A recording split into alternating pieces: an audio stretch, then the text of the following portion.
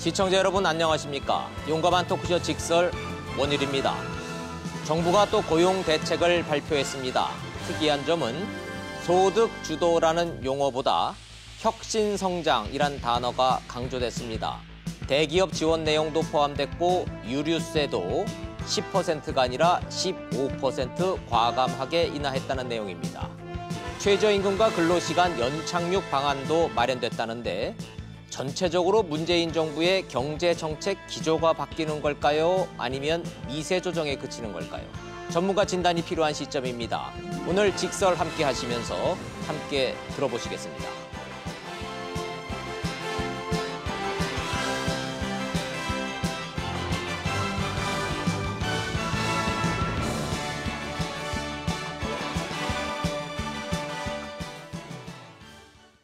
정부 발표 내용 분석해 주실 경제 전문가 세 분 모셨습니다. 숙명여대의 신세돈 교수님, 한양대학교의 이상민 교수님, 그리고 서울대학교의 박상인 교수님 세 분 모셨습니다. 어서 오십시오. 네, 안녕하십니까. 바쁘신데 오늘 귀한 시간 내주셨습니다. 감사합니다. 정부 발표가 방금 전에 있었는데 내용부터 들어봐야겠습니다. 취재 중인 윤선영 기자가 전화 연결돼 있습니다.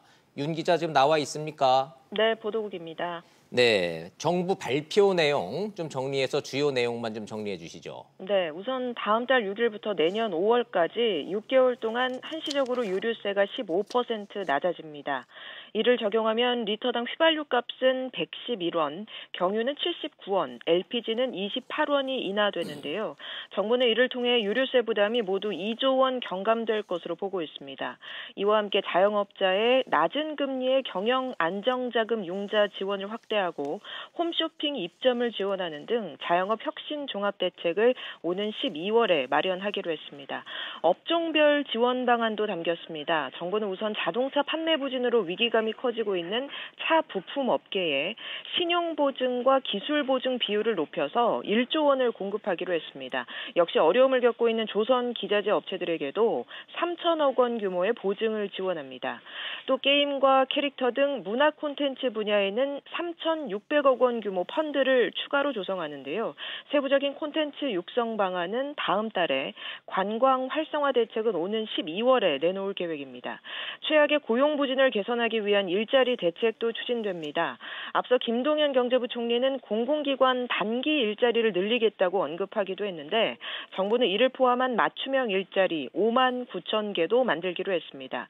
특히 청년층, 장년층 실업자 3만 5천 명을 대상으로 상담과 직업훈련, 취업으로 연결시키는 취업 성공 패키지를 지원합니다. 이와 함께 현행 13만 원인 일자리 안정자금도 올해 안으로 15만 원으로 높이기로 했습니다. 지금까지 보도국에서 전해드렸습니다. 네, 윤 기자 고맙습니다. 계속 취재하시다가 저희가 궁금한 거 있으면 다시 좀 물어보도록 하겠습니다. 정부 발표 내용 들어보셨는데 주요 내용이 워낙 많다 보니까 그냥 쭉 얘기를 해서 아마 귀에는 잘 안 들어오실 것 같아서 교수님들한테 하나하나 구체적인 내용 조목조목 제가 대신 좀 여쭤보도록 하겠습니다. 내용들 좀 들어보셨으니까 먼저 한번 총평 한번 좀 들어보죠. 신 교수님부터 좀 제가 좀 여쭙겠습니다. 전체적인 기조 평가 보시면 뭔가 정부 정책 변화가 바뀌는구나 이렇게 평가를 하십니까? 아니면 이제 저는 작년서부터 문재인 정부가 일자리에 관련된 대책을 내놓은 걸 지금 계속해서 모니터를 하고 있는 입장이라서 모니터뿐이 아니라 꼼꼼하게 메모를 해놓으시고 수치화해 놓으셔서 교수님 앞에서는 거짓말을 할 수가 없답니다. 그러니까 정부가 제 비판을 조금 귀담아 들어야 된다. 대책을 내면 사람들이 다 안 본다고 생각하세요. 그러니까 특히 언론이 아주 꼼꼼히 따져줘야 되는데 그냥 안 본다고 생각하거든요. 그러니까 이번에도 또 이번 대책은요. 전부 저는 뭐라고 딱 한마디로 이야기하냐면 이렇습니다. TF를 구성해서 연말까지 대책을 마련하겠다. 이게 이 대책의 거의 핵심이다. 그러니까 한두 가지가 아닙니다. 예를 한번 들어볼까요? 산업구조 고도화를 지원하기 위한 프로그램 합계 민간 부분 10조를 연내 마련하겠다. 그다음에 환경안정 투자 지원을 위한 프로그램 이게 5조 규모인데 이것도 연내 마련하겠다. 중소기업의 경쟁력을 증진시키는 방법도 연내 마련하겠다. 전부 이런 식이에요. 그러려면 그때 발표하지. 왜 지금 이야기해가지고 근데 이게 이번만 그런 게 아니고요. 7월 달에 발표도 그랬고 6월 달에 발표도 그랬고 작년 12월 달 항상 뭐 상반기 마련하겠다 해놓고는 그리고는 이런 식이다. 저는 그래서 이런 그 태도를 정부가 정말 그러려면 아예 발표를 하지 말고 구체적인 액션 플랜이 다 만들어지고 나서 조금 이렇게 발표를 했으면 좋겠어요. 네. 신 교수님이 이렇게 항상 이렇게 메모를 하시고 그 핵심 내용을 그냥 말뿐이 아니라 적으셔서 말씀을 하시니까 저는 항상 질문을 하면서도 제가 꼭 교수님한테 혼나는 대학원생 같습니다. 근데 정부가 이 부분은 좀 귀담아 들어야 될 내용 같아요. 저도 지금 들으면서 기자한테 발표 내용이 뭡니까 이렇게 질문을 했더니 뭐 12월 달에 자영업 대책 발표합니다. 12월 달에 관광 활성화 대책 발표할 겁니다. 뭐 이제 이런 내용인 거예요. 그러니까 어떻게 하면 성적 올릴래? 그랬더니 앞으로 잘하겠습니다. 이렇게 지금 학생이 대답하는 것처럼 지금 교수님이 평가를 좀 해주셨는데 뭐 일단 뭐 한 C 학점 정도 주신 것 같아요. 박 교수님은 어떻게 평가하셨습니까? 네, 뭐 저도 신 교수님 말씀에 공감을 하고요. 사실 대책이라고 했는데 다시 알맹이가 없다. 알맹이가 없다. 그리고 또 구체적인 수치라든지 이런 거 나온 거는 기존에 이미 이야기했던 내용들을 다시 모아놓은 것이다라는 생각이 들고요. 어떻게 보면 정부가 너무 언론 플레이에 급급해하는 것이 아니냐. 그러니까 우리 경제의 현실.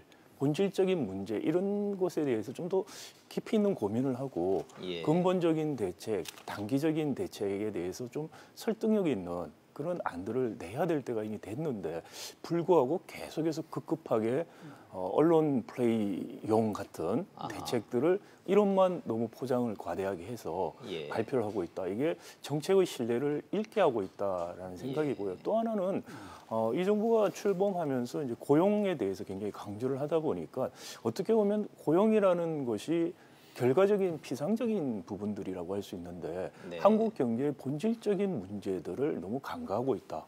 이런 정부라든지 청와대의 고용에 대해서 이렇게 피상적이고 즉흥적인 대책에 집중하는 사이에 정말 한국 경제가 어려워지고 있는 문제, 그걸 과연 누가 챙기고 있는가라는 생각이 들었고요. 이거는 다시 말하면 지금 현 경제팀 그리고 청와대 경제팀이 하루빨리 바뀌어야 된다는 생각이 듭니다. 그래서 새로운 시작을 해야만 된다. 늦춰서는 점점 나빠질 것밖에 안 보인다라는 좀 비관적인 생각이 들었습니다. 아이고 언론 입장에서도 이번에는 좀 뭐가 좀 나오나 해서 좀 주의 깊게 좀 짚어봤는데 역시 전문가들 입장에서 보면은 차마 그 말씀은 안 하신 것 같은데 재탕 삼탕이라는 말씀이신 거고 좀 들어보면 그리고 형식이 너무 언론 플레이 형식으로 해서 그냥 임시방편으로 때우고만 넘어가려고 그러지 구체적으로 전문가 입장에서 들여다보면 알맹이가 없다 이렇게 말씀을 좀 하시네요. 아이고 좀 안타깝습니다. 뭐 정부도 일부러 그러는 것 같지는 않은데 저 이상민 교수님 직설 처음 나오셨는데 환영합니다. 예, 시간이 좀 저희가 긴 토론 프로그램이다 보니까 하신 말씀을 충분히 좀 기회를 드리겠습니다. 총평부터 좀 부탁을 드리죠. 일단 이제 그 앞서 이제 교수님께서 말씀하신 것처럼 아주 새로운 내용. 근본적이고 뭐 본질적인 내용들이 담겨지지 않은 데 대한 아쉬움을 저도 가지고 있습니다만 좀 그런 어떤 경제 정책의 심리적인 효과를 기대해서 이런 대책이 어떤 이제 구조적이고 본질적인 문제를 해결하기보다는 일정한 어떤 심리적인 효과들이 간접적으로 이제 파생되면서 그것들이 계속 어떤 이제 좀 긍정적인 효과들을 가지고 온 방식들이 이전 정부에서도 계속 있어왔던 이제 방식이어서 저는 이제 그 방식이 좀 여전히 유효한 측면이 있지만 좀 재고될 필요가 있다는 거죠. 근본적으로 이런 식의 대책을 내놓음으로써 가지는 효과들이 점점 줄어들고 있기 때문에 그런 방식의 어떤 접근들의 이제 효용성이 좀 이제 점점 줄어들고 있기 때문에 말씀하신 것처럼 이제 본질적인 근본적인 대책들을 내놓는 그런 준비될 때 그런 것들 내놓는 게 필요하고 다만 이제 제가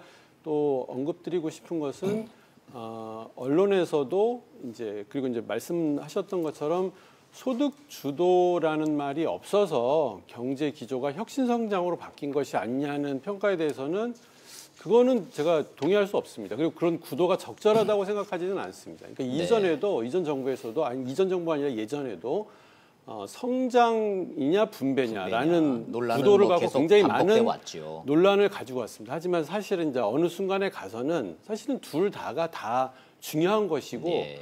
정치적인 입장에 따라서 어떤 것을 핵심적인 방향으로 삼아서 그것을 좋아할 것인가가 이제 관건이라고 한다면 말이죠. 네. 지금에 있어서도 여전히 소득주도 성장이라고 하더라도 혁신 성장 없이 소득 주도를 할 수는 없는 거거든요. 네. 예, 그래서 말이 언급 들어 있으면은 그 기조가 포함되어 있는 거고 없으면은 그 기조가 바뀐 것이다라고 평가하는 것은 너무 직접적인 예. 그런 평가여서 너무 즉흥적인 평가다. 네, 근본적으로 소득 주도라는 어떤 일종의 어떤 철학을 갖고 있는 것이 사실은 혁신 성장과 잘 맞물렸을 때 나타나는 것이다. 그것이 정책 기조를 바꾼 것이다. 이런 식의 좀 평가는 좀 섣부르다. 그렇게 저는 생각합니다. 맞습니다. 예. 그리고 언론도 너무 잘 알고 있는 게요. 장하성 청와대 정책실장이 현직에 계신한 소득주도 성장이라는 이 정책 기조가 바뀌지 않는다라는 거는 이제 언론도 너무나 잘 알고 있기 때문에 다만 오늘 발표에서 소득주도 성장에 대한 어떤 강조점이 좀 의도적으로 뺐다라는 느낌은 좀 분명히 받기 때문에 여쭤보는 겁니다. 전체적인 총평 들으셨습니다마는 알맹이가 없다 이렇게 해서는 실질적으로 와닿는 대책이라고 보기는 어렵다라는 이제 교수님들의 지금 평가를 좀 들어보셨기 때문에 제가 뭐 정부를 두둔할 생각은 없습니다만은 어찌 됐든 정부가 지금 발표한 내용을 조목조목 시청자 여러분한테 설명해야 되는 의무감에서 하나하나 좀 여쭤보도록 하겠습니다. 어찌 됐든 유류세 같은 경우에는 신세동 교수님 지난번에 나오셔서 할 거면은 10%가 아니라 더 내려라.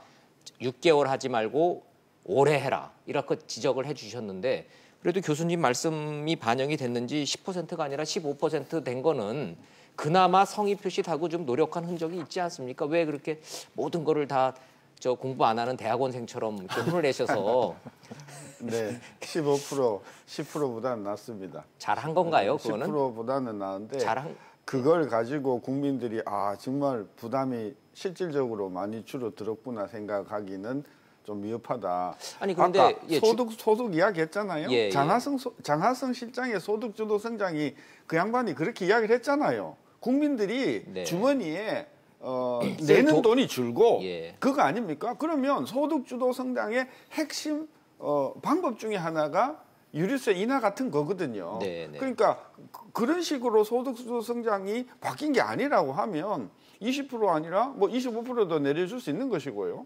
50%까지 내려줄 수 있어요. 왜냐하면 세금이 50%니까. 그래서 15%는 뭐 큰 선심을 쓴 건데 저는 아쉽다고 보는 거고요. 뭐 6개월이라고 했지만 제 생각에는 그거는 유동적이라고 봅니다. 경기가 계속 안 좋으면 또다시 6개월 연장할 수 있기 때문에 그건 좀 두고 봐야 되지만 심리를 살리는 데는 상당히 미흡하다. 저는 국민들이 이것 가지고 정말 피부적으로 소득주도 성장의 효과가 있다고 믿는 사람은 저는 좀 적을 거라고 봐요. 그럴까요? 그래서 제가 좀 따져봤더니요. 뭐 세금이 리터당 111원 내려간다. 이거는 그러니까 소비자 입장에서는 잘 안 와닿는 거기 때문에 소나타 기준으로 중형차에다가 그 주유소 가서 가득 채워주세요 그랬을 때 저걸 대비를 해보니까 한 8,000원 정도. 한 번에? 예, 한 번에 8,000원 정도를 덜 내고요. 경유차 같은 경우에는 그래도 한 4,000원, 5,000원, 많게는 6,000원까지도 이제 덜 긁히는 거 아닙니까? 그러면 기름값 내려갔네. 피부로 느낄 것이고 그만큼 좀 더 이 여력이 좀 생긴다라고 느낄 것 같기는 한데 15% 갖고도 신 교수님이 아까 8,000원이라 하셨잖아요. 그럼 한 달에 보통 2번 내지 3번 넣는다고 치면 한 달에 15,000원 정도 수준의 절감 효과 아닙니까? 그러니까 15,000원이 뭐 그렇게 큰 소득이겠습니까? 많은 심리적으로 그러니까 저는 그 심리적으로 별 효과가 없다. 그 커피 한 2잔 값이기 때문에 이것 가지고 뭐 소비 심리가 살아나고 구매 심리가 살아난다는 것은 아니다. 저는 그래서 조금 더 강도가 셌으면 좋겠다는 느낌이 들어요. 미흡했다. 왜냐하면 국민들이 그동안 휘발유 값이 불과 한 작년만 해도 리터당 1,500원 뭐 이랬거든요. 그렇죠. 이게 지금 1,700원이 됐잖아요. 지금 여의도는 다 2,000원이에요. 1년 사이에 굉장히 부담이 커졌잖아요. 그렇죠. 그만큼 살림살이가 이게 쫀쫀해졌는데 그것마저 이게 원상으로 돌려주는 효과 정도 되려고 하면 20% 이상은 내려줬었어야 된다. 기름값이 2,000원에 육박하니까 심리적으로 저도 좀 위축되는 거 좀 있기는 있더구만요. 자, 15% 유류세 인하에 대한 경제적, 심리적 효과와 경제적 활성화 효과 여쭙겠습니다. 박 교수님. 네, 뭐 저는 뭐 15% 일단 내려본 거는 좀 적절한 거 아닌가 싶고요. 그거 자체는 잘한 일이다. 신 네. 교수님 말씀하신 것처럼 뭐 20%라고 하더라도 사실 뭐 아까 15,000원 그러셨는데 2만 원, 15,000원 차이 뭐냐 또 이런 반론이 가능할 것 같고요. 예.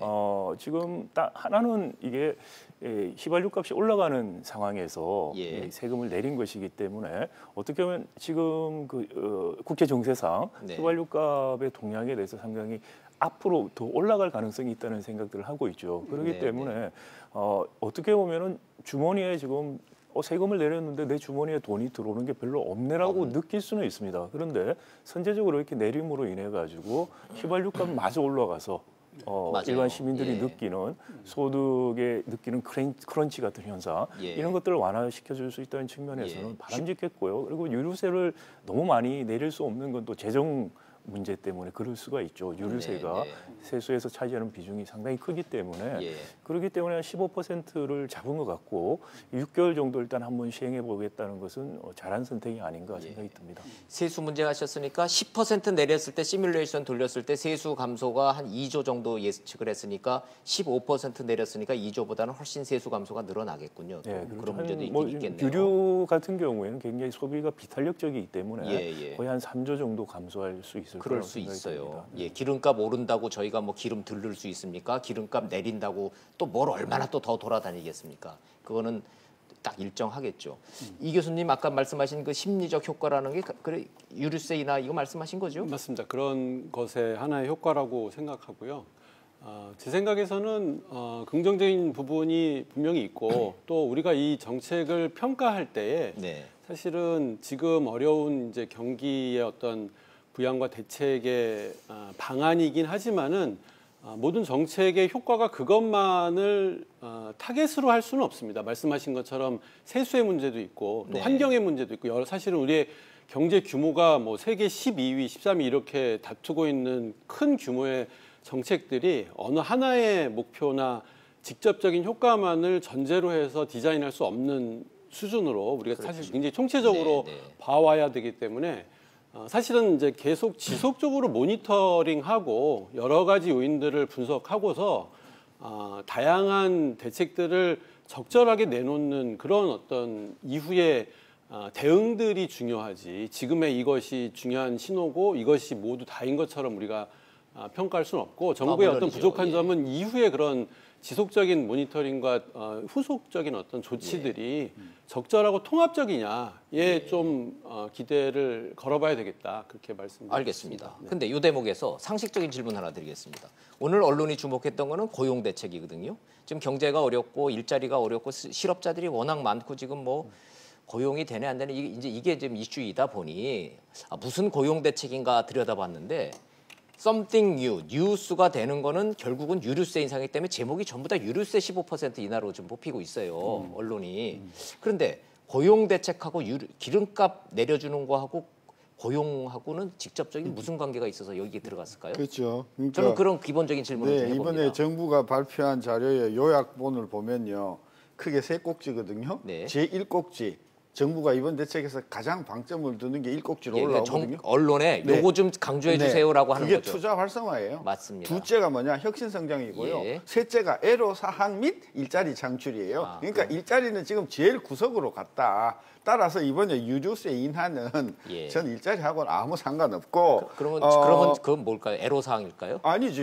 지금 하반기 들어와가지고 민간 소비가 굉장히 많이 줄고 있습니다. 민간 소비가 줄어서 한국은행이 성장률을 0.2%포인트 낮췄잖아요. 맞아요. 그 핵심은 민간 소비의 위축이거든요. 네. 그동안 정부가 소비가 좋다고 했어요. 이번 발표도 보면 소비하고 수출은 견조하다고 했어요. 근데요, 3분기, 4분기 지금 실적은요, 소비가 지금 무너지고 있어요. 소비가 안 되고 있다. 예. 그러니까 주머니가 닫히고 있기 때문에 주머니를 그나마 열어서 쓰게 하려면 정부가 할 수 있는 카드는 제가 아쉬운 부분이 이 부분입니다. 예. 기름값이 벌써 원유 가격이 오르기 시작한 게 꽤 오래됐어요. 거의 한 1년 됐습니다. 네. 그러면 휘발유 값이 계속 올라갈 거다 하는 것은 삼척 동자도 알고 있었습니다. 그러면 정부가 정말 국민을 생각하고 서민을 생각하고 사람 중심의 경제라고 하면은 적어도 우리 국민들이 휘발유 값이 시장에서 올라가는 것은 막아줬어야죠. 오를 거 다 오르고. 네. 그래서 200원 이상 그 지급을 한 다음에 이제 와서 저는요 앞으로 어떤 일이 생길지 모르냐 하면요.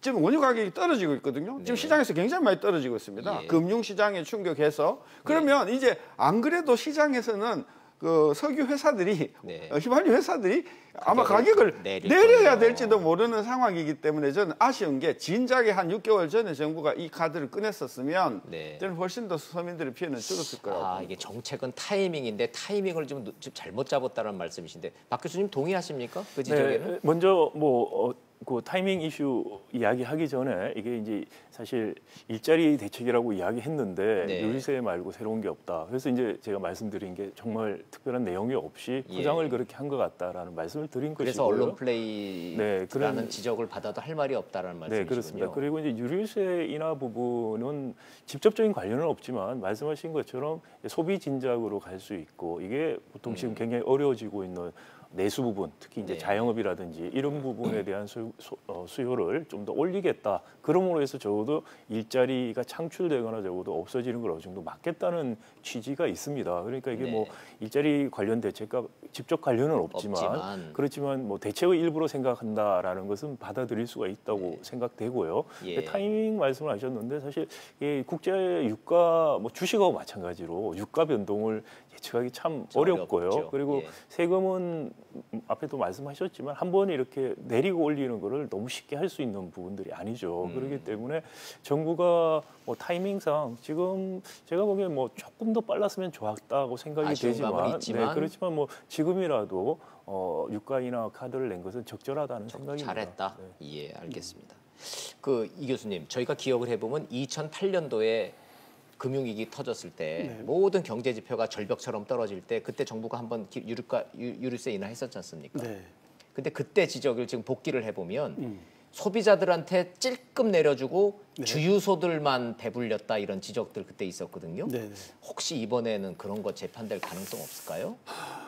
이제 뭐 그 시장의 효과나 이런 것들을 사실 우리가 이제 면밀히 지속적으로 또 이제 조사하고 분석을 해야 하겠지만은 사실 아까도 이제 말씀드렸지만은 일자리라는 말이 없지만 일자리와 관련되어 있는 정책이 또한 이제 유류세의 요소들을 담고 있는데 예를 들어서 간접적으로 연결돼 있다는 그러니까 이제 말씀이세요. 정부의 뭐 얘기를 보면 이제 영세 자영업자라든가 이제 운송업자들이 이제 그것의 어떤 혜택을 볼 수 있다. 그러니까 사실은 혜택은 소비자라기보다는 이제 영세 자영업자에게 그러니까 초점이 맡겨져 있는 것이고요. 그러니까 사실 이제 일자리 대책과 관련된 중요한 요인들의 하나가 최저임금의 인상을 이제 우리가 이제 그 긍정적 효과, 부정적 효과를 얘기를 하지만은 사실 최저임금의 효과는 일자리의 효과도 가져오지만 일종의 풍선 효과로 일종의 산업의 재조정을 낳게 되는 것이죠. 한계 기업들의 어려움이나 이런 것들을. 거기에 이제 굉장히 직접적으로 영세 자영업자들이 영향을 받고 있고, 뭐 다는 아니겠지만 일정 부분의 유류세 지원들이 이제 그거 하나로는 안 되죠. 다양한 이제 패키지의 지원들이 궁극적으로는 그들의 어떤 전환과 혁신과 개선에 좀 도움이 되어서 이것이 궁극적으로는 이제 일자리로 이어질 수 있는 그런 큰 그림에서 나와야 되겠고 그렇게 우리가 또 분석을 해야 되겠다 이렇게 생각이 듭니다. 자, 유류세 인하에 대한 국민들의 심리적 효과, 실질적인 상황, 적절한 타이밍 문제 종합적으로 좀 점검을 좀 해봤습니다. 뭐 충분한 설명 됐으리라 보고 어찌 됐든 다만 얼마라도 기름값 내린다니까 반가운 소식입니다. 시청자 여러분 오늘 저기 당장 기름 넣지 마시고 좀 며칠이라도 좀 바닥난 거 아니면 며칠만 좀 기다려 보시죠. 다만 얼마라도 좀 절약할 수 있을 테니까. 예. 그나저나 언제부터 이게 내려가나요? 11월 6일이라고 아마. 11월 6일이니까 아유 지금부터 그거 생각하고 기름 불 들어왔는데 기름 안 넣고 버틸 수는 없겠네요. 매일 조금씩 넣고 좀 기다려 보죠. 뭐. 예. 본질로 좀 들어가 보겠습니다. 신 교수님 잘 지적해 주셨지만 이번에 1번은요. 정부 대책의 1번은 투자 활성화입니다. 국내에서 기업들이 투자를 하지 않고 그로 인해서 민간 내수가 위축됐다는 얘기 여러 차례 들으셨을 텐데 과연 오늘 대책에서 이 투자 활성화 부분 어떻게 하겠다는 얘기인지 교수님들 얘기 조목조목 한번 들어보도록 하겠습니다. 신 교수님. 뭐 투자 위축되고 뭐 내수 안 된다는 얘기는 교수님도 여러 차례 지적을 해주셨고 이거 급선무라고 말씀을 하셨는데 해외 사업 정리하고 국내로 유턴하면은 세제 혜택 주겠다. 이런 거를 포함을 해서 지금 이 투자 활성화를 하겠다는 얘기인데요. 네. 저도 나가서 뭐 정치인들도 많이 만나보고 기업인들도 많이 하지만 투자를 하고 싶어도 국내에서 할 데가 없다는 얘기들을 많이 해요. 네.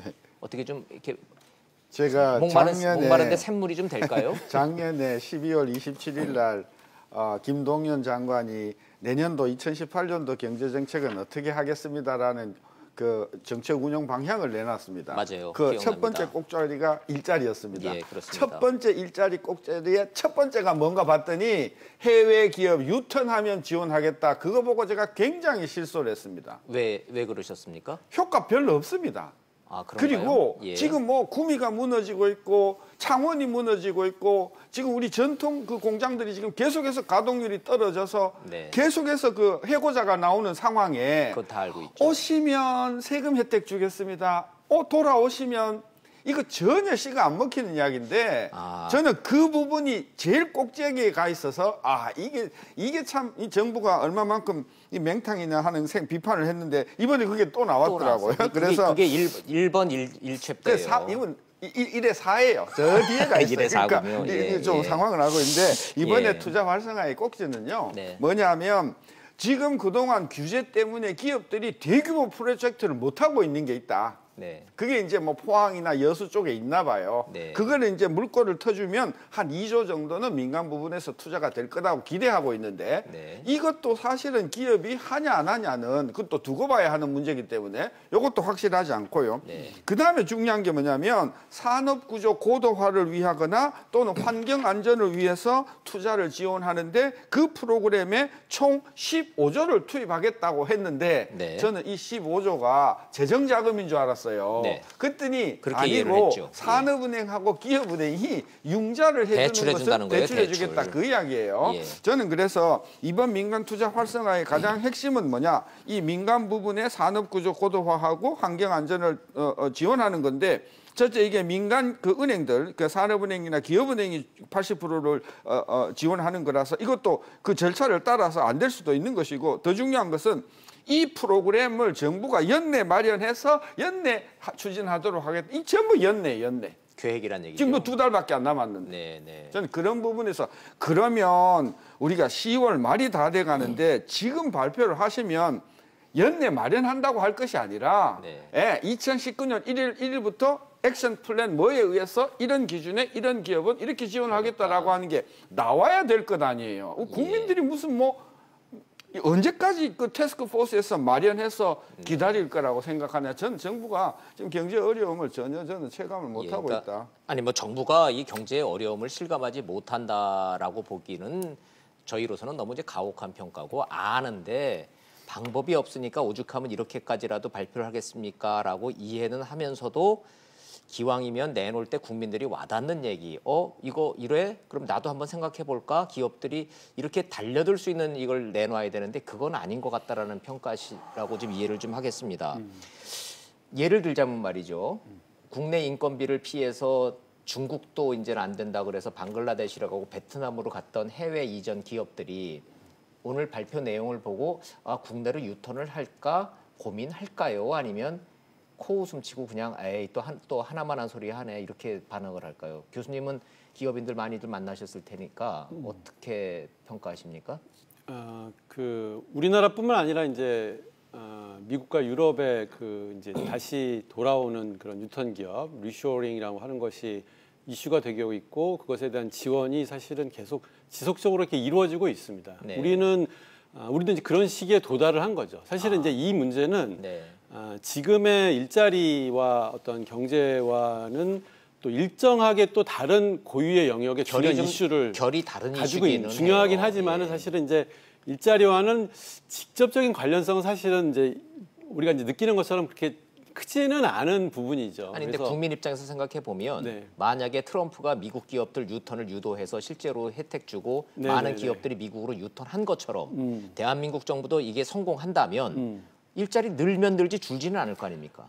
가능성이 없지 않습니다. 이후에 어떠한 대책들이 있느냐에 따라서 중국이나 이렇게 다른 곳에 진출했던 기업들이 사실은 거기서 잘하는 기업도 있었지만은 굉장히 큰 어려움을 거기도 이제 인건비가 올라가고 있기 때문에 그리고 이제 하이텍의 어떤 혁신이 사실은 상대적으로 좋은 인프라를 우리나라가 갖고 있기 때문에 네. 그 부분에 이제 유인을 하고 그걸 통해서 일자리를 만드는 것이 대책인 거죠. 하지만 이제 말씀하셨던 것처럼 지금 이제 단기적인 어떤 국민들의 어떤 수용하고 이해하는 것을 좀 이제 그 풀기 위한 어떤 대책으로 느끼기에는 사실은 굉장히 장기적인 대책이라고 볼 수 있을 것 당장은 같습니다. 뭐 이렇게 돌아올 수 있는 당근으로 이렇게 작용하기에는 너무 시기상조다. 그렇죠. 근데 저는 막연하다. 사실은 이제 제가 상대적으로 정부의 입장을 대변하는 것 같아서 그렇지만 이제 우리가 제대로 변화를 이끌어내려면 일단 정부의 고충과 입장을 이해해야지 사실은 어떤 대안들을 말할 수 있을 것인데 일정한 사실은 지연 효과들이 있을 거라고 생각하게 합니다. 모든 정책들이 네. 지금 당장 해소할 수 있는 부분도 사실 없지 않고 찾아봐야 하겠지만은 이렇게 규모가 크고 사실 굉장히 많이 연결되어 있는 이 정도의 우리의 경제에서 사실 어떠한 묘안으로 직접적인 어떤 타격을 하는 정책들이 나온다면은 사실은 네. 간접적으로 부정적인 풍선 효과들을 또 사실 우리가 무리하지 않을 수 없는 부분이 있기 때문에 사실 상당히 신중할 수밖에 없는 입장이 있다고 생각을 합니다. 하지만 이제 그 고민이 그럼에도 불구하고 국민들의 어떤 이제 수용이나 그런 지금 단기적인 처방의 중요성도 있는데 그 부분에 있어서는 이제 아쉬움이 있는 것은 사실이다. 하지만 모든 정책이 다 단기적으로 초점을 맞춰야 하고 지금 당장 효과를 낸다 한다는 것은 어렵죠. 국민도 언론도 이제 좀 관점을 바꿔야 되는 거죠. 이제. 박 교수님 잠시 뒤에 좀 기회 드리고 신 교수님 제가 기회 이게 드리겠습니다. 실소를 금하기가 어려운 건데요. 제가 작년 말에 정부가 이거 국내 유턴하면 지원해준다가 이게 정책의 가장 꼭지에 있어서 내가 조사를 해봤어요. 예, 그것도 메모해 놓으셨잖아요. 네, 2016년도에요. 예. 들어온 게 121억 달러 들어왔어요. 예. 그러니까 우리나라로 기업이 들어온 게요. 예. 근데 나간 게 300억 나갔어요. 그렇죠. 이미 박근혜 정부 때부터 나가는 기업들이 2017년도 많았던 거예요. 1분기부터 3분기까지 가요. 들어온 게 108억 들어왔고요. 네. 나간 게 260억 나갔어요. 2배 이상 우리 나가네요. 경제의 문제는 지금 나가는 게 문제예요. 예. 그 나가는 문제에 대해서는 아무 대책도 안 나오고 다시 들어오면은 지원해주겠는데 한번 보세요. 대기업의 경우에 최대 입지 설비 보조금이 얼마인지 아십니까? 100억입니다. 네. 아니 도대체 공장이 보통 조 단위로 움직이는데 조 단위로 투자를 해야 되는데 100억 준다면 100억 준다 그러면 그게 저 같아도 안 들어오죠. 그렇습니다. 그래서 이렇게 눈 가리고 아웅하지 말고 왜 나가는가, 기업이 왜 나가는가, 그 나가는 원인이 뭔가에 대해서 찝어주는 것이 들어오시면은 100억 혜택 주고 뭐 법인세 감면을 5년 해주겠다 이런 것보다 훨씬 더 효과적인데 왜 이렇게 엉뚱한데 자꾸 저는 정부가 그 인력을 낭비하는가, 저는 그게 통탄스럽다는 거죠. 박 교수님도 좀 의견 좀 주셔야 되겠습니다. 네, 먼저 첫 번째 꼭지로 투자 활성화를 잡았는데 그 내용을 보면 사실 별 내용이 없다라는 역시 게 또 맹탕인가요? 그게 이제 왜 그런가 한번 생각할 필요가 있는 것이죠. 궁금합니다. 정부가 사실 우리 경제의 본질적인 어려움, 본질적인 문제를 건드리지 않고 그거는 내버려 둔 채로 뭐 할 수 있는 것들이 없는가 해서 이것저것 지금까지 뒤진 것입니다. 그런 것들을 뒤져서 계속해서 내다 보니까 효과도 본질은 없고, 놔두고 변죽만 뚜들기다 보니까 그렇습니다. 자꾸 이런 대책이 우리 나온다. 원 기자님 말씀하신 것처럼 기업인들 만나면은 투자하려고 해도 투자할 데가 없다는 거죠. 돈은 있어요. 우리 기업들이 맞습니다. 지금 그러니까 돈은 투자 있는데 기회가 투자할 데가 없다는 없다는 거 아닙니까? 것이죠. 그러니까 우리 경제가 그럼 왜 투자 기회가 없어졌느냐? 자, 다른 한편으로 또 보시면은요, 투자가 지금 그러면은 부족해서 문제냐? 그건 또 아니라는 거죠. 우리 가동률, 평균 가동률 제조업 보면은 2010년에 한 80% 초반이었는데 지금 70% 초반으로 거의 7, 8년 사이에 10%포인트가 떨어졌어요. 뭘 의미합니까? 그건 뭐냐면은 유유 자본 시설은 있는데 그만큼 가동을 안 하고 있다. 안 팔리고 없군요. 있다는 거죠. 시설도 있고 인력도 있는데 가동할 만한 일거리가 없다는 그렇습니다. 얘기네요. 그런데 투자를 더하라? 투자 이루어지기 어렵고요. 그럼 왜 그러면 일감이 없고 없느냐? 기회가 없다는 거죠. 왜? 우리 지금 경제 구조, 지금 재벌 대기업 중심의 전속 계약 구조의 하청 구조, 경제가 블락화되고 있어요. 현대차 그룹 경제, 삼성 그룹 경제. 이런 상황에서는 중간재 산업, 우리 산업에서 가장 큰 부분을 차지하는 중간재 산업에서 공정한 경제, 혁신의 기회가 없습니다. 네, 그리고 기술 탈취가 만연해요. 혁신에도 기술을 뺏깁니다. 혁신은 유인이 없어요. 그리고 나면 남는 게 뭐냐. 그렇게 찾아서 정부가 이야기하는 것들이 지금까지 이명박, 박근혜, 문재인 정부까지 나오는 투자 활성화 대책이라는 것이고 이것은 근본적인 해결도 될 수 없고 신뢰를 줄 수 있는 정책이 아니다. 그래서 제가 모두에 말씀드린 것처럼 한국 경제의 근본적인 본질적인 문제가 무엇이고 그것을 해결하려는 노력이 안 보인다라는 것이고요. 물론 그게 중장기적인 효과를 냅니다마는 거기에 대해서 단기적인 대책을 어떻게 갈 것인가는 팔러스 믹스가 있어야만 신뢰를 줄 수가 있는데 그런 노력과 고민이 전혀 보이지 않고 계속해서 변죽만 때리는 이야기를 하고 있다. 그리고 또 하나 여기서 투자 활성화에서 민간 투자 활성화 아까 말씀하신 것도 사실 보면 아주 사소한 것들이에요. 사소한 것들을 가지고서 이야기를 하고 있고 정말 아마 기재부 쪽에서 하고 싶었던 거는 지금까지 재벌들이 약속한 거 이런 겁니다라고 말을 하고 싶었을 텐데 그 이야기면 이제 정부가 팔을 비튼다는 비판을 받게 되는 것이죠. 그래서 말을 못한 것 같고 그거 역시 과거의 정권 초기에 재벌들이 투자를 얼마 하겠다는데 의존해서 정부가 했던 거 다 실패했습니다. 그렇게 정치적인 목적으로 투자하는 것도 바람직하지 않을 뿐 아니라 실제로 이루어진 경우도 없다. 그래서 지금 우리가 더 이상 변죽을 때리고 문제의 본질을 회피하고 어려운 문제니까 자꾸 미루려는 식의 접근을 해서는 한국 경제에 희망은 없다. 이걸 문재인 정부가 빨리 좀 깨달았으면 합니다. 정권은 바뀌었고 사회의 모든 조직이 바뀌고 남북관계의 근간이 바뀌었는데 경제 문제의 본질을 진단하는 기본 진단과 해법은 바뀐 게 없다라는 말씀들을 공히 다 같이 하시기 때문에 요 대목은 좀 제가 좀 시간을 좀 더 내서라도 좀 더 여쭤봐야 되겠습니다. 좋습니다. 신 교수님은 나가는 기업의 문제를 먼저 따져봐야 되는데 왜 나가는 기업한테 돌아오라고 얘기하느냐 앞뒤가 바뀌었다고 말씀을 하셨고 문제의 본질이 안 됐다라고 근본적인 대책이 없다고 그러시니까 여쭤보죠. 시청자 입장에서.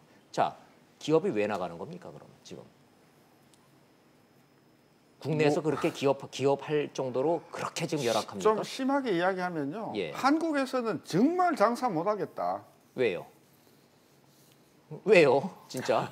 누가 장사하면 잡아갑니까? 그거를 이야기하려면은 하도 거리가 많아서 그리고 제가 화딱지가 나서 못 드리겠습니다. 이게 사실 기업이 해외로 나가는 것은 자연스러운 현상입니다. 경제가 발전하면서 글로벌 경제가 되니까 외국도 마찬가지고요. 선진 국가들 같은 인건비 경우에 싼 데를 찾아서 그렇습니다. 가는 것이고. 그러니까 90년대에 예를 들어서 독일이라든지 북유럽 국가들이 공업 강국이죠. 제조업 강국들인데 한국 같은 신흥국가가 따라오니까 체종제, 법용제 이런 쪽에서 가격 경쟁력을 잃게 됩니다. 그러면 그런 제품들은 다 해외로 나갔어요. 그렇죠. 글로벌라이제이션과 동시에. 그리고 국내 산업은 특수제, 고부가 가치의 부품 소재 산업으로 첨단 산업화되면서 이른바 진화가 일어난 겁니다. 그렇죠. 우리 한국 경제 제조업 위기의 본질은 이런 진화가 단절됐다. 자, 90년대 자동차 산업 예를 하나 들어볼까요? 90년대 자동차 산업 같은 경우에도 혁신이 일어나면서 탈수직 계열화가 일어나기 시작해요. 뭐냐면은 완성차를 모듈 단위로 부품을 모아서 생산을 하게 되고 그리고 이제 모듈은 2차 벤더들이 제공을 하는 이런 구조인데요. 그러니까 옛날에는 뭐가 고장이 나면 그 부품을 찾아내서 갈아 꼈는데 그때부터 90년대부터 전체를 통째로 딱 모듈로 갈아 끼는 현상이 나오는 거예요. 자, 그래서 모듈화가 일어나면서 전 세계적으로 탈수직 계열화가 일어납니다. 완성차 조립은 해외로 나가고요. 인건비 기초로 하는 것이고 그리고 이 부품 회사들 고수익을 올리는 이 부품 회사들이 국내에서 성장을 하는 것이죠. 차량의 품질은 사실은 그 고품질 모듈, 부품 산업에서 나는 거지 이제 조립하는 이 메이커 브랜드는 의미가 없어요. 그렇습니다. 그리고 융합이 일어나는 것도 2단계에서 일어나죠. 우리나라가 자동차 산업도 발전하고 전자산업도 발전했어요. 그런데 재미있는 것은 전장이 발전을 못해요. 그러네요. 왜 그러냐 하면은 자동차, 전자 다 재벌 대기업 중심으로 블록화가 돼 있어요. 융합이 일어날 수가 없습니다. 모든 주요 메이커들이 도요타 같은 경우 덴슈라는 주요 부품 회사도 독립을 시키기 시작해요. 그런 이른바 오픈 이노베이션, 글로벌 밸류 체인이라는 것이 그때부터 나타나기 시작했죠. 그런데 우리 재벌들은 거꾸로 갔어요. 현대는 이른바 수직 기화를 더 강화합니다. 모듈 회사들 다 자회사로 만들어 버리거나 친인척 회사를 합니다. 그 다음에 있는 2차 벤더들은 전속 계약이 되죠. 그럼 단가 우려치기를 해요. 그래서 단가 우려치기를 해서 고만고만한 부품을 싸게 만들어서 가격 경쟁력을 가지고 지금까지 유지를 해왔는데 이것이 중국 같은 나라, 인도 같은 나라들이 따라오니까 가성비에서 밀리면서 자동차 산업 전반적인 위기가 오죠. 예. 자, 우리 현대자동차가 생산량이 완성차 기준으로 세계에서 5, 6위를 합니다. 네. 그런데 세계 100대 부품 회사 중에서 우리나라에 5개밖에 없어요. 예. 5개 중에 4개가 현대 계열사고 예. 하나가 친인척 회사입니다. 자, 이것이 사실 한국 제조업의 위기의 원인이고요. 왜 제조업에 사업 기회가 없고 왜 혁신이 일어나지 않고 중소기업이 왜 돈을 못 버는가를 보여주는 것이고요. 이런 그 기회가 본질을 건드리는 공정거래 관행에 대해서 문재인 정부가 고리를 끊는 노력을 했어야 되는데 역시 그 노력이 부족했다. 그렇습니다. 공정경제가 한 축이라고 이야기했음에도 불구하고 실제로 말만 하고 이루어진 한 게 것이 없어요. 없다. 예. 혁신성장, 소득주도 성장이 이루어지기 예. 위해서는 공정경제가 구축이 돼야 된다. 네. 그래서 공정한 경쟁의 기회, 혁신할 유인을 주고 그럼으로 인해서 사업 기회가 생기고 한계 기업들이 도태가 되더라도 새로운 기회를 위해서 쫓아갈 수 있고 노동자들도 더 고부가 가치 산업으로 가도록 그렇죠. 스스로 인적 자본에 투자도 하고 정부가 도와주고 이런 전반적인 구조를 바꿔주는 노력 이런 고민들이 있어야 되는데 그런 건 없고 지금 단기 대책, 한 대책, 재탕, 삼탕 이런 언론 플레이만 지금 정부가 하고 있다는 것이죠. 안타깝네요. 교수님 말씀 들어보니까 그 교수님들 말씀에 이제 저도 이제 일정 부분 동의를 하고 맞다고 생각을 하는데요. 근데 이제 재벌의 어떤 그 정책을 여기서 담기에는 사실은 좀 무리가 있었을 거라고 생각이 듭니다. 그러니까 보다 본질적으로 이제 지금 박 교수님께서 말씀하신 부분에 대해서 제가 이렇게 지켜본 그런 이제 분석의 대상을 보면은 우리가 이렇게 발전을 크게 하는 데 있어서 사실 큰 어려움을 주었던 것이 이제 IMF지만은 IMF 그 1997년 8년 이후에 그때의 변화를 보면은 재벌 기업들의 그 수익과 매출의 영업이익이 굉장히 큰 폭으로 늘어나고 거기에 이제 전속되어 있는 하청 업체들은 그냥 그 이전에 이제 성장세를 유지하는 정도로 격차가 상당히 굉장히 이제 벌어지게 됩니다. 그러니까 이제 사실은 어떻게 보면은 거기 경제를 회복하고 지금의 경제를 이루는 데 있어서 여러 가지 공정거래 문제가 있음에도 불구하고 재벌의 또 영향을 우리가 받지 않은 것이 아닌 상황에서 경기를 부양하는 이 지금의 관점에서 이 재벌 정책을 다루는 것이 사실은 이제 공정성의 문제와 사실 굉장히 이제 충돌하고 미묘한 어려움들을 갖고 있는 것이죠. 그래서 말씀에 이제 동의를 하지만은 그것은 상당히 아주 디테일하고 장기적이면서도 굉장히 좀 조화롭고 사실은 일정한 국민들의 동의가 그것에 뒷받침이 되지 않으면 하기 어려워요. 왜냐하면 거기는 희생과 그 비용이 따르게 마련이거든요. 맞습니다. 그래서 저도 동의하지만 이게 참 쉽지 않은 문제겠다. 그래서 제가 저 중간 정리 좀 하면서 좀 진행을 좀 하도록 하겠습니다. 뭐 경제 대책, 고용 대책, 일자리 이런 얘기를 하면서 갑자기 재벌 개혁 문제, 공정거래 얘기로 가니까 논의가 산으로 가는 것 같습니다만은 동전의 앞뒷면처럼 한국 경제 위기의 본질적 문제를 얘기를 하면서 재벌과 중소기업의 불공정 거래 관행에 대한 얘기를 안 할 수가 없어서 하다 보니까 진단 차원에서 재벌 문제의 공정 경제 질서라고 문재인 정부가 말은 계속 해왔지만 실질적으로 이루어진 게 없다라는 문제의식을 지금 말씀드렸다는 점 시청자 여러분한테 중간 정리차 보고를 드리고 다시 좀 하나만 추가로 제가 말씀을 드리고 싶은 게 이게 이제 온 기자님께서 잘 정리를 해주셨는데요. 사실 독일 같은 경우에 제가 말씀드린 것처럼 산업의 진화가 일어난 그래서 국내 산업이 고부가 가치화된 경우입니다. 인적 자본 중심이죠. 인적 자본이 굉장히 중요하고 그러다 보니까 제조업의 고용 창출 능력이 한국과 독일을 비교해 보면 독일이 최소한 1.2배가 높습니다. 그러니까 양질의 그것도 더 양질의 일자리를 더 창출할 수 있는 체감적으로는 구조가 2배 이상 되는 것 같은데요. 그렇죠. 근데 이제 그건 이제 평균적인 것이고 한계를 따지면 더 높다고 생각을 높죠. 할 수가 있죠. 자 그러면은 우리가 민간 부분에서 양질의 일자리를 창출해야 됩니다. 이 구조를 두고 어떻게 할 수 있냐는 거예요. 그걸 바꿔줘야만 가능하다는 것이고요. 독일이나 일본 같은 경우에 중소기업들이 임금이 대기업의 70에서 80%를 차지합니다. 그렇죠. 우리는 50% 굳이 대기업 갈 이유도 없어요. 그렇습니다. 독일의 경우만 그리고 또 장기 근속을 하게 되면 연금 혜택도 좋고요. 그런 구조를 바꿔주지 않고서는 근본적으로 해결이 안 돼요. 그 구조를 바꾸는 게 어렵습니다.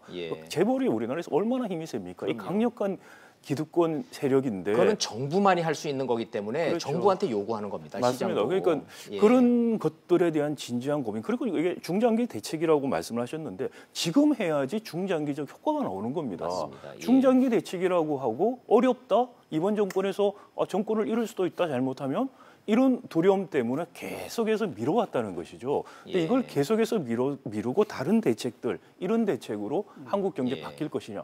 저는 결단코 이렇게 가면은 확실하게 우리가 죽는 길로 간다고 생각합니다. 네.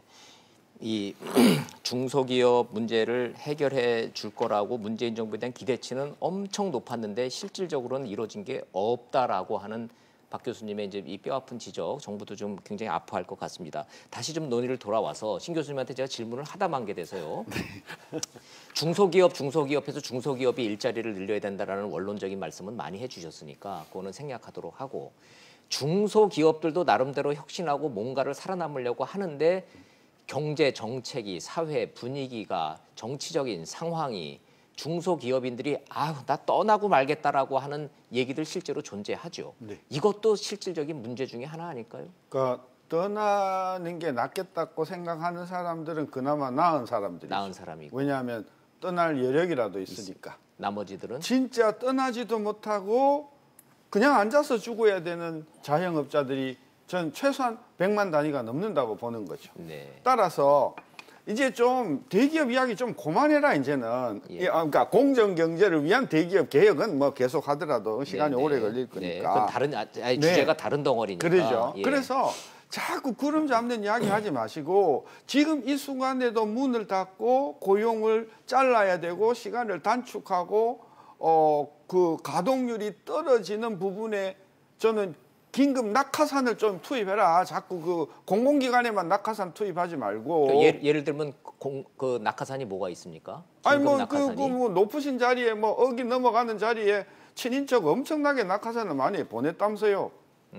저는 네. 그래서 네, 정부가 그런 의혹이 있어서 지금 그렇죠. 얘기는 저도 거죠. 의혹을 가지고 이야기하는 건데. 예. 그랬다는 게 아니고. 예.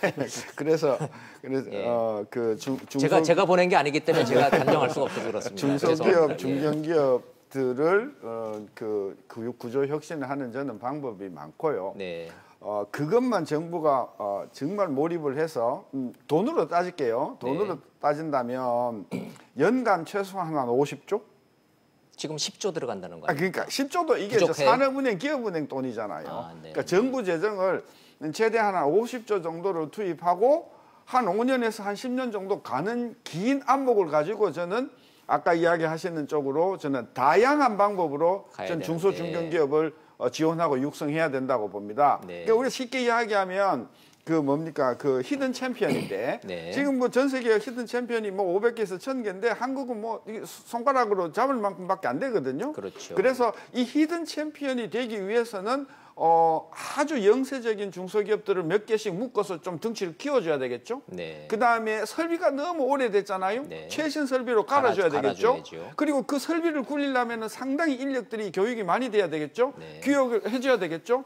그리고 CEO라는 사람이 무슨 뭐 조선에서 된장 먹고 이게 CEO가 되는 게 아니잖아요. 이분들한테 스위스도 가보시고 네. 독일도 가보시고 이 사람들이 경영을 어떻게 하는가 이 물정을 조금 잘 알 수 있도록 좀 견문을 넓히는 쪽으로도 지원을 해주시고 그 다음에 이제 대기업의 어떤 그런 협력방 저는 그래서 다양한 방법으로 중소 중견기업의 혁신 5개년 계획을 1차, 2차, 3차, 4차 해서 예. 이 방면으로 앞으로 계속해서 한 서너 정부만 하면 뭐 내년은 아니라도 한 10년, 20년 뒤가 되면 예. 정말 대한민국이 중소기업 중심의 나라가 될 가능성이 있다. 네. 저는 그래서 그것을 통해서 나가는 것을 막고 밖에서 들어오도록 하는 것. 좀 이 순서가 이렇게 돼야 된다. 이 추가 질문은 제가 드리고 가야 되겠습니다. 그래서 근로시간 단축을 좀 유연하게 하겠다. 최저임금으로 받은 타격 입은 사람들한테 10조 원 투입하겠다.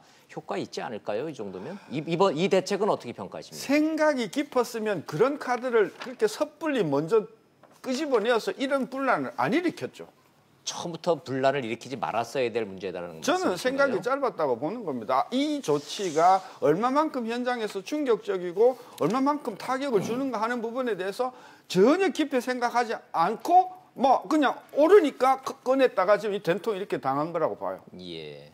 그러면 지금이라도 연착륙 방안을 마련하겠다. 10조 원 투입해서 그 충격 완화해 주겠다라고 하는 것도 늦기는 했지만 그나마 뒤늦었지만 잘하는 일입니까? 아니면 그러니까 이것도 쏟아놓고 주워 담는 방법이고요.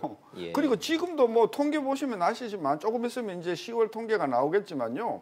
지금 대한민국 2,700만 근로자의 평균 근로시간이 전년 동비로 거의 2시간 가까이 지금 줄고 있습니다. 계속 줄고 있습니다. 예. 그러니까 뭐 정규직이 주는 게 문제가 아니고 아니 저녁 시간을 확보하려니까 줄이는 건 당연한 거 아닌가요? 그것도 있겠지만 이미 7월서부터 시행이 지금 얼마나 시행됐을까요? 저는 시행된 게 그렇게 많지 않다고 봅니다. 이번에 그렇죠. 처벌을 유예를 했기 때문에. 따라서 52시간 때문에 근로시간이 준 것이 아니고 실질적으로 근로 환경도 나쁘고 인건비도 비싸고 경기도 안 좋고 하니까 지금 자영업자들이 계속해서 고용을 줄이는 그리고 시간도 줄이는 것이 동시에 나타나고 있지 않습니까? 따라서 이 모든 것들이 완전히 경제가 어려워서 쓰러지려고 하는데 최저임금과 52시간으로 확 밀어버린 꼴이다. 저는 그런 관점에서 절벽에서 아슬아슬하게 걷고 있는데 그냥 저는 그랬다. 발 걸어서 넘어뜨렸다는 말씀이신데 요 효과는 좀 두 분한테도 좀 여쭤야 되는 것이 대기업의 공정거래 그 질서 문제와는 결이 다른 문제지만 어찌 됐든 삶의 질도 중요하니까 최저임금도 올려야 되겠다, 근로시간도 단축돼야 되겠다고 하는 그 취지에 대해서 국민들이 반대하는 사람은 없는 것 같으니까 논의는 빼고 자 거기로 인해서 생긴 이 부작용 분명히 나타났단 말이죠 시장에서. 그래서 뒤늦었지만 연착륙하겠다, 최저임금 그 부작용 줄여주겠다. 어떻게 평가하십니까? 이 교수님부터 먼저 줄게요.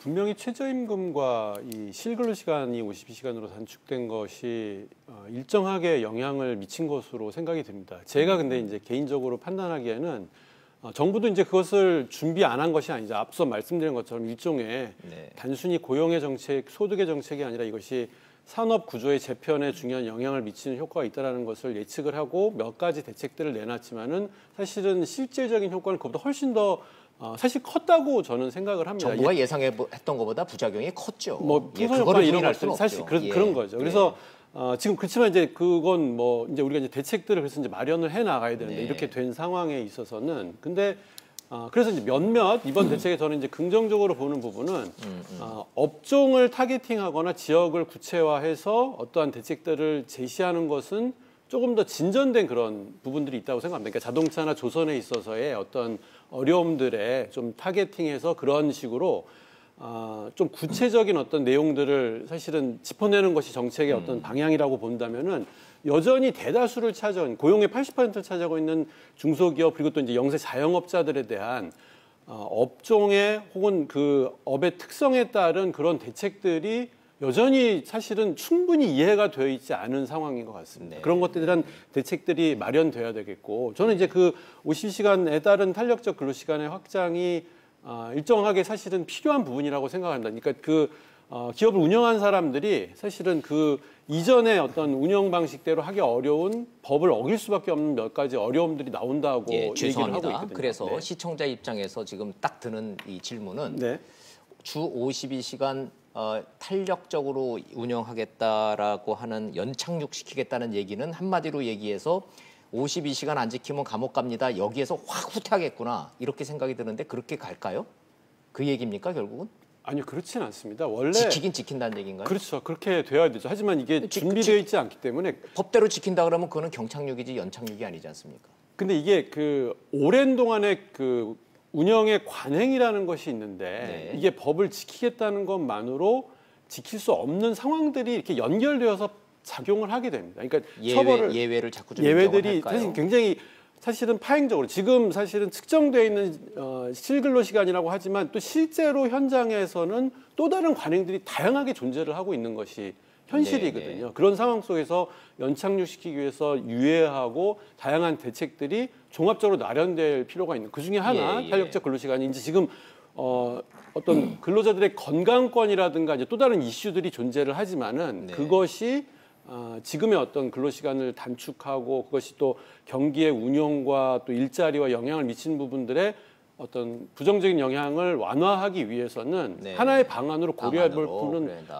있다. 이렇게 뭐 고육주책이니까 충분히 이해가 됩니다만은 박상인 교수님, 국민들 입장에서 봤을 때는 어찌됐든 주 52시간 이거 시기상조다, 업종별 그 특성 인정해 줘야 된다, 그 수많은 시장의 목소리가 처음에 나왔을 때 웃기는 소리 하지 마라. 그렇게 예외 인정 하나 두 개 인정하다 보면은 결국은 또 못하는 거야. 이번 우리 정부만큼은 한다, 밀고 나갈 거다라고 강경했다가 오늘 얘기를 이렇게 들어보니까 이거 못하겠다는 얘기네, 이렇게 이해할 만하지 않을까요? 글쎄요, 뭐 그건 조금 안 하겠다는 것까지 해석하는 건 좀 지나치다는 생각이고요. 원래 도입할 때부터 기재부 입장은 그 탄력근무제 적용될 수 있는 업종이나 기간들을 늘리자는 입장이었고요. 한 달 단위가 아니라 분기별로라도 해줘야 된다. 이렇게. 아마 지금 분기별까지는 확장을 할 것 같아요. 분기별까지는 될 것 같습니까? 그 아마 업종에서 요구하는 건 1년을 그냥 해달라는 요구를 하는 것이죠. 그러면 사실 이게 정부에서 1년은 말도 못 꺼내게 했거든요. 52시간은 사실 의미가 없어지고요. 그리고 또 하나는 이제 업종도 사실 업종이 있었는데 그걸 대폭 줄였습니다. 근데 52시간 근로가 들어오게 된 배경을 우리가 살펴볼 필요가 있는데요. 이거는 사실 법을 바꾸지 않았다면 헌법재판소에서 위헌 판결이 나왔을 사항이에요. 그래서 이건 정상화를 시킨 겁니다. 그동안에 그리고 제 친구 중에서 중소기업 하는 친구가 이 말 하더라고요. 52시간 하면 큰일이다. 우리 3교대로 일을 하고 있는데 이야기를 해요. 그래서 제가 물어봤습니다. 그 친구한테 1월까지 3교대로 7일 하냐? 아니 1월은 쉰다 그래요. 그러면 3교대로 6일 일하면 하루에 8시간씩 68, 48시간밖에 안 된다. 일이 있어서 일요일 날 4시간 더해도 52시간이다. 52시간이라는 게 엄청나게 긴 시간입니다, 사실은. 그리고 이 근로시간 단축이 저는 큰 업종에 따라서 우리가 세심히 볼 필요는 있습니다만 전반적인 경제 영향은 없다고 봅니다. 왜냐하면 지금 일자리가 없고 일할 게 없어서 더 문제지 일을 하려는데 근로시간 단축해서 못하고 하는 문제가 아니라는 지금 것이죠. 경제 상황이 그게 아니죠. 네, 그렇죠. 그러니까 현실을 볼 때는 이건 큰 문제가 아니다. 그다음에 최저임금 문제는 이 최저임금 때문에 여러 가지 부작용이 나타난다는 건 성급하다 저는 생각을 하고요. 지금은 저는 그럼에도 불구하고 내년에는 지금 한 2년 30% 올렸기 때문에 최저임금의 부작용이 올 연말 내년부터 나타날 수가 있다. 그래서 사실은 최저임금 내년에 한 10몇 % 올린 부분에 대해서 정부가 좀 더 심도 있게 고민할 때가 됐다. 그래서 그런 대책들도 지금 고민할 때가 됐는데도 불구하고 김동연 부총리 불가역적이다 이런 이야기를 해버리셨어요. 그러니까 이런 부분이 오히려 아쉽다. 지금 최저임금 때문에 고용인이 경제가 어렵다는 말 자체는 전 잘못됐다는 말이라고 생각합니다만은 지금 우리 경제 상황에서 이런 정책이라는 게 바람직한가라는 차원에서 볼 때 문제가 있다. 그걸 지금까지 좀 고칠 기회가 있는데 놓치고 있다라는 것이고요. 제가 세 가지만 말씀을 드리겠네요. 간단하게. 지금 우리가 그럼 뭘 해야 되느냐. 첫 번째 중소기업 문제 말씀하셨는데 저는 공정경제 재벌개혁이 바로 중소기업 문제 해결하는 가장 근본적인 대책이라는 생각이고요. 그게 본질이란 말씀이세요. 그렇습니다. 그리고 자영업 문제도 지금 자영업 10조 어떻게 돈을 지원하느냐의 문제이기도 한데요. 예를 들어서 청년 일자리 겸해서 자영업 지원한다고 자영업 청년 창업하는 걸 지원하는 데 돈을 쓰고 있어요. 굉장히 잘못된 정책이에요. 그렇게 퍼져서는 안 된다. 자영업이 이미 포화 상태인데 거기에 들어가도록 지원을 해줘요. 그리고 대부분 청년들 가서 지원 끊어지면 문 닫고 나와요. 오히려 퇴출 프로그램을 가동해야 될 시점인데. 그렇습니다. 왜냐하면 청년들도 죽이고 자영업도 죽이는 잘못된 정책이다 인 것이고 근본적인 자영업 대책은 우리가 기업 연금을 정상화시키는 정책과 같이 가야 됩니다. 연금 생활자가 많아지는 거는 자영업에 대한 수요가 늘어나는 것이고 퇴직금을 많이 받는 것은 자영업을 할 사람이 늘어나는 제도예요.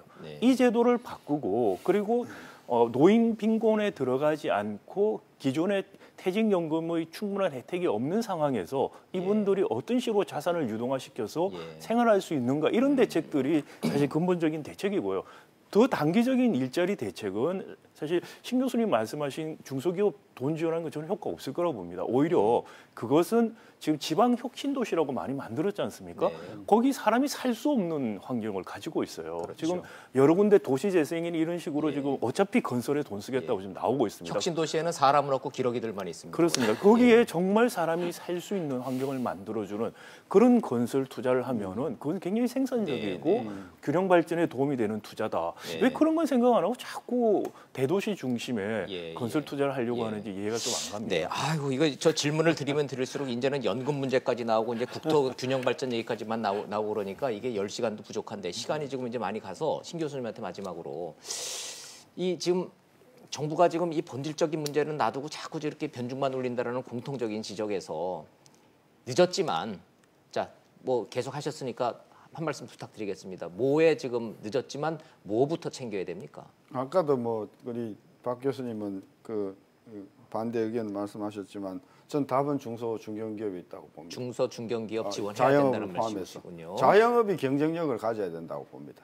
예. 자영업이 경쟁력을 가지기에는 너무나 갈 길이 많습니다. 600만 자영업자들이 다 경쟁력을 가질 수 그분들이 있을까요? 충분히 교육을 받아야 되고 충분히 경제를 제대로 판단할 수 있어야 되고 그분들이 충분한 설비를 가지고 있어야 되고 따라서 이 부분들에 대한 경쟁력을 갖기 위한 5개년 계획, 10년 계획을 저는 세워서 돈도 뭐 2조, 3조 찔끔찔끔 할 것이 아니라 우리 정부 재정이 400조가 넘으니까 그중에 한 4분의 1 정도 정도를 투입해서 지속적으로 중소 중견기업들이 잘 살 수 있는 그런 토양을 만들어주는 게 진작에 시작했었어야 될 일인데 아직도 정부는 저는 갈팡질팡하고 있다고.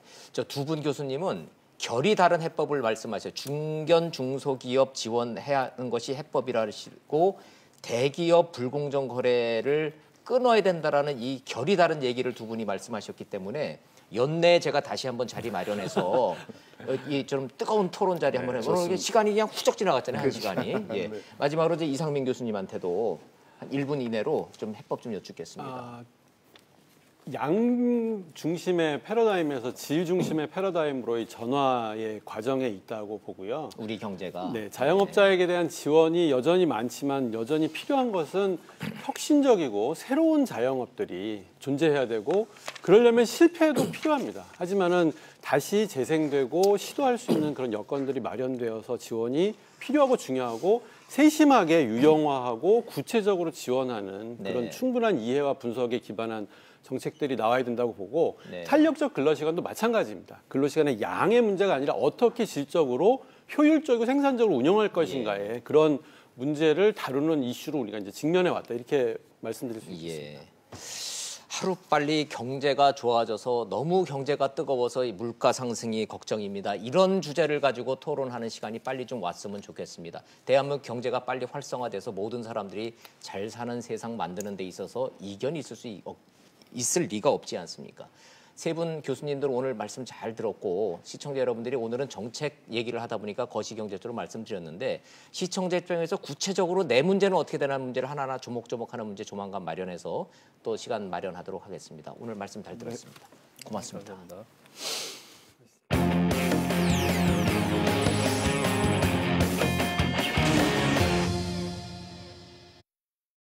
나라 경제 걱정을 하다 보니까 오늘 서천훈 얘기를 또 좀 안 할 수가 좀 없습니다. 검찰이 핵심 피의자로 지목한 분 중에 임종헌 전 법원 행정처 차장에 대해서 구속영장을 청구를 했습니다. 양승태 전 대법원장이 공범으로 적시가 돼 있습니다. 이 소식 이슈 따라잡기로 자세하게 설명해 드리겠습니다. 영상 보시죠. 임종헌 전 법원행정처 차장에 대한 구속영장 청구는 지난 15일 첫 소환 조사 이후 8일 만입니다. 검찰은 그동안 임 전 차장을 4차례 소환해 집중 수사를 벌였습니다. 임 전 차장에게는 직권남용과 공무상 비밀누설 등 혐의가 적용됐습니다. 임 전 차장은 우선 일제강제징용 피해자들이 일본 전범기업을 상대로 낸 소송 재판에 개입한 혐의를 받고 있습니다. 전교조 법외노조 재판과 부산 스폰서 판사 관련 재판, 일본 산케이 신문 지국장 재판 등에 개입한 혐의도 포함됐습니다. 공보비 명목으로 전국 법원에 지급된 예산을 쓰인 것처럼 꾸며 되돌려받는 수법으로 비자금을 조성한 혐의도 영장에 적시됐습니다. 또 상고법원 도입에 반대한 법관 사찰을 주도하는 등 임 전 차장은 제기된 거의 모든 사법농단 의혹에 연루돼 있습니다. 검찰은 양승태 전 대법원장을 임 전 차장의 영장에 공범으로 적시했습니다. 검찰은 또 박병대, 고영한 전 대법관 등 전직 법원행정처장들도 임 전 차장의 공범으로 판단했습니다. 임 전 차장에 대해 구속영장이 발부될지 여부는 양승태 전 대법원장 등 윗선으로 가는 검찰 수사에서 가장 큰 고비가 될 것입니다. 세상 돌아가는 소식을 딱 집어서 짚어주는 이슈 따라잡기 시간 돌아왔습니다. 김지혜 변호사 나오셨습니다. 어서 오십시오. 안녕하세요. 변호사님이시니까 뭐 여러 가지 준비돼 있는데 오늘 이거부터 저희가 좀 여쭤볼게요. 네. 임종원 전 법원 행정처 차장 실세 중에 실세라고 그러셨는데 뭐 구속영장 청구 갈 거라는 거는 세간에 모두 다 모든 사람들이 굳이 법조인이 아니래도 그렇죠. 예상했던 건데 양승태 전 대법원장이 공범으로 적시된 거는 그건 좀 충격적이에요. 네, 일단은 검찰이 어디에 포커스를 맞추고 있는지를 결국은 우리가 양승태 지금 전 대법 간다는 이거를 얘기죠? 토대로 어느 정도 이제 예상해 볼 수 있는 거죠. 예. 지금 아직 기소가 되거나 이러진 않았지만 수사가 계속 중이고 그리고 이제 결국은 이제 양승태 전 대법관 역시도 같이 기소될 예정임을 어떻게 보면은 미리 좀 예고한 그런 상황이라고 보이는데요. 어쨌든 여기에 이제 그 전 행정처장들까지 이제 전부 다 연루가 되어 있다. 지금 이런 부분을 검찰이 확정을 하면서 정말 이 사법농단에 대한 어떤 국민들의 불신은 더더욱 커지고 있는 상황이 아닌가 싶습니다. 김 변호사님 얘기를 들어보니까 이해가 되네요. 양승태 전 대법원장이 공범으로 적시됐다는 얘기는 중간에 전직 법원 행정처장님들, 박병대 전 처장, 고영한 전 처장 그렇죠. 전부 다 기소될 거다라는 예고편으로 이해해도 된다. 네. 법적으로는 이러네요. 그러고 이게 지금 대법원과 이제 행정처장만 그러면은 그 거래를 한 것이냐, 아니면은 대법원장도 같이 연관이 되어 있냐. 대법원장이 연관되어 있다는 얘기는 결국에는 그 재판을 하는 판사들이 연관이 되어 있다는 이야기잖아요. 이제 그렇기 때문에 실제로 이 재판의 어떤 결과에도 영향을 미쳤을 것이다라는 그런 유기적인 관계를 전부 다 이제 검찰은 다 인정을 하고 있는 겁니다. 그래서 또 전 행정처장들까지 전부 연관되어 있다고 보니까 이 유착 관계가 이게 하루 이틀 일이 아니라 굉장히 좀 오래 지속된 일이다. 네. 뭐 이런 것까지도 우리가 유추해 볼 수 있기 때문에 정말 절망감이 더더욱 심해지는 것 같습니다. 검찰은 이 사건의 본질을 사법농단, 사법적폐 이렇게 지금 보고 있는 것 같은데 네. 다 좋아요. 다 좋은데 잠깐만요. 이렇게 보면 이 재판 누가 합니까? 판사들이 하는 거잖아요. 그렇죠. 결국엔 그렇게 되기 때문에 지금 굉장히 우려의 목소리가 높아요. 그래서 기존의 재판부 갖고 사법부는 못 믿으니까 특별재판부 구성해라라는 요구가 정치권에서 나오고 있는데 법적으로 가능한 요구입니까? 아니면 정치 공세입니까? 지금 현재 우리 법 체계로는 그거는 불가능하죠. 왜냐하면 헌법에는 분명히 판사에 의해서 재판을 받도록 되어 있고요. 그래서 만약에 어떤 특별재판부에 꾸려된다면 그 새로운 법을 제정을 해서 그에 대한 근거 법률을 마련할 때에만 가능할 것으로 보입니다. 법이 만들어져야 되는군요. 네, 그렇죠. 그렇다면 국회에서 여야가 합의가 이루어져야 되는 그렇죠. 거고. 이제 법률을 만들어서 이제 그게 헌법에서 이야기하고는 어떤 판사 자격을 이제 특별한 요건 하에 이제 줄 수 있는 것으로 그렇게 이제 새로 법을 만들어서 시행을 하면은 모르되 지금 현재 있는 제도적 그런 장치 내에서는 조금 무리일 것으로 보입니다. 그러고 보니까 국민들 입장에서 봤을 때 특별검사라는 거는 숱하게 경험해봐서 검찰 못 믿으니까 국회에서 특별검사 임명해서 조사해라라고 하는 거는 우리가 여러 차례 경험해봤잖아요. 그 특별검사가 한번 출범할 때마다 계속해서 특별검사법이 만들어지는 겁니다. 여야가 싸워서. 예, 그렇죠. 그런데 특별재판부라는 거는 생소해요. 예, 굉장히 생소하지만 그래도 선례가 있긴 있어요? 없습니다. 없잖아요. 특별재판부라는 건 선례가 없기 때문에 이게 만약에 이걸 특별재판부를 설치하기 위해서 뭐 법률을 논의한다라고 하면 상당히 굉장히 고통스러운 그런 과정이 예견되어 있기 때문에 과연 가능할런지 이것도 약간 의문입니다. 그래서 지금 임종원 전 차장에 대한 이 영장 청구가 단순히 발부되느냐 안 되느냐가 관심이 아니라 이런 초유의 사태로 갈 거냐 안 거냐에 대한 바로미터기 때문에 우리가 관심을 갖는 거잖아요. 영장 실질 심사 일정은 아직 안 잡힌 것 같아요. 예, 그렇지만 이제 영장이 발부되고 나서 이제 기한이 정해져 있기 때문에 아마 곧 열리겠죠. 곧 열릴 겁니다. 본인은 다 부인하고 있다며요. 그러니까요. 모든 혐의를. 그러니까 전혀 모르겠다. 나는 모르는 일이다. 이렇게 이제 일관을 하고 있기 때문에 밑에 판사들이 알아서 다 과잉 충성 차원에서 그런 문건을 만들었지는 모르겠으되 나는 다 모른다 이렇게 나오신다며요. 근데 그게 이제 모든 권력 기관들의 공통점입니다. 이렇게 잘못된 점이 이게 발견이 되면은 그 다음부터는 나는 모른다 이렇게 해서 윗사람만 빠져나가는 이런 작태를 계속해서 보이고 있기 때문에 근데 수사가 조금 더 정밀해야 될 것이고요. 그리고 또 양승태 대법관 뭐 여러 가지 증거 인멸 정황들이 있지 않습니까? 이제 거기에 얼만큼이나 연루가 되어 있는지 그리고 또 그런 행정처장들과의 의사소통은 주로 어떤 방식으로 이루어졌는지 이거에 대한 어떤 뚜렷한 증거 이런 것들이 발견되기를 기다리고 있는 상황입니다. 법조를 개인적으로 일반 국민들보다는 조금 가까운 거리에서 오랫동안 지켜본 제 경험적으로 봤을 때 전 대법원장도 나는 모른다 그러고 이거를 만드셨다고 하는 임종원 전 처장도 나는 모르겠다 그러고 문건은 있고 그렇다면 애꿎은 이 문건 만든 밑에 판사들만 줄줄이 가시는 거 아닌가라는 생각도 좀 들어서 그래서 좀 여쭤보는 겁니다. 네. 국민들은 거기까지 좀 생각할지 않을까 모르겠어요. 네. 한번 좀 보죠. 이게 영장이 발부되고 안 되고는 이제 며칠 좀 걸려야 결정이 될 것 같으니까. 네. 예, 이거 바로미터니까 관전 포인트니까 국민 여러분들도 잘 지켜보실 것 같습니다. 네, 저 여기까지 정리를 좀 하도록 하고 요 문제도 여쭤봐야 되겠네요. 대통령이요. 네. 판문점 선언 예. 국무회의 열어서 땅땅땅 두들겨 버렸잖아요. 네. 그거를 어려운 말로 비준이라고 그러잖아요. 네, 그렇습니다. 근데 국회에서 비준 동의를 안 해줬잖아요. 지금 합의가 안 돼서. 이거 논란이 굉장히 뜨겁습니다. 그래서 이거 지금 법학계에서도 굉장히 뜨거운 이슈라고 보이는데요. 그래서 제가 김 변호사님한테 제일 먼저 묻고 싶은 게 이건데 네. 법적으로 이거 효력 있는 거예요? 아니면은 법을 무시하고 지금 하는 겁니까? 네, 일부 학자들 같은 경우 이게 헌법 위반이다라는 의견도 있습니다. 근데 임종석 비서실장한테 물어봤더니 법제처에 다 자문해봤는데 법적으로 아무 문제 없어서 우리 한 거라 그러던데요. 법제처의 그 답변을 보면요, 이제 이런 방식이에요. 그러니까 이미 지금 그 모체가 되는 판문점 선언이 국회에서 지금 비준 동의 절차를 밟고 있기 때문에 그의 후속 조치에 해당하는 이 평양 공동선언과 남북 군사 분야 합의서는 비준의 대상이 아니다라고 본 건데 이게 좀 애매한 게요. 그 전제 자체가 이게 그 모체가 되는 이 판문점 선언이 통과되는 것을 전제로 지금 법제처가 답안을 내놓은 것으로 보이거든요. 전제가 있군요. 네, 그래서, 법제처의 해석은. 통과가 되면 나머지 부속 합의서들은 비준 동의가 자동으로 당연히 다 비준 동의 없이 합법이고. 그냥 비준을 해도 된다. 이제 이런 것으로 보이는데 제 해석은 그렇습니다. 이제 그런데 이제 이것을 마치 앞부분은 빼고 이제 뒷부분만을 봐서, 그러니까